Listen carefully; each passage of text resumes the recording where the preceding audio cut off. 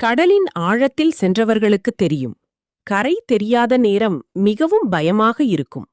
ஆனால் அந்த ஆழம்தான் தேவன் மிகவும் சக்தியாக செயல்படும் இடம்.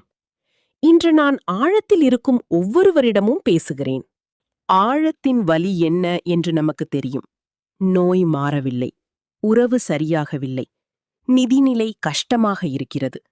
ஆனால் ஆழத்தில் வளர்வது சந்தேகம் மட்டுமல்ல, நம்பிக்கையும் வளர்கிறது. உண்மையான நம்பிக்கை.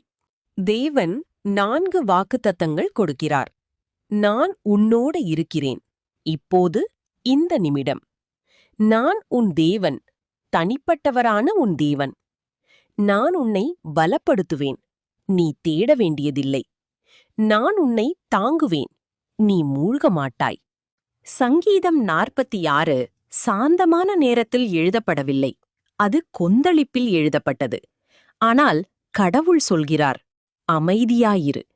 ஏனென்றால் அமைதி என்பது செயல்படாமல் இருப்பதல்ல, அது தேவனை நம்புவது. இயேசு புயலில் சீஷர்களை நோக்கி நடந்தார், கரையிலிருந்தல்ல, தண்ணீரின் மீது.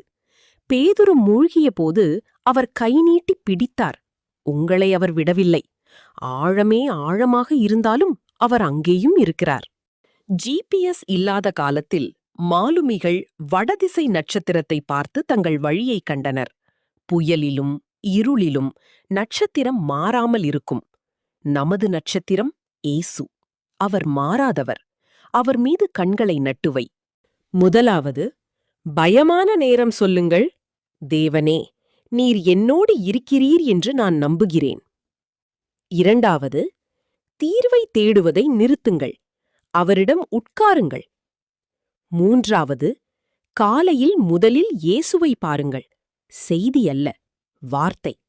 தந்தையே, இன்று ஆழத்தில் இருக்கும் ஒவ்வொருவரையும் நீர் தொடுவீர். ஏசாயா 41:10 வாக்குதத்தம் அவர்கள் இதயத்தில் விழட்டும். பயப்படாதே, நான் உன்னோடு இருக்கிறேன். இயேசுவின் நாமத்தில் ஆமீன். ஸ்ட்ரீம்ஸ் ஆஃப் கிரேஸ் வித் ரூத்தை சப்ஸ்கிரைப் பண்ணுங்கள். கரை வருகிறது. தொடர்ந்து பயணியுங்கள்.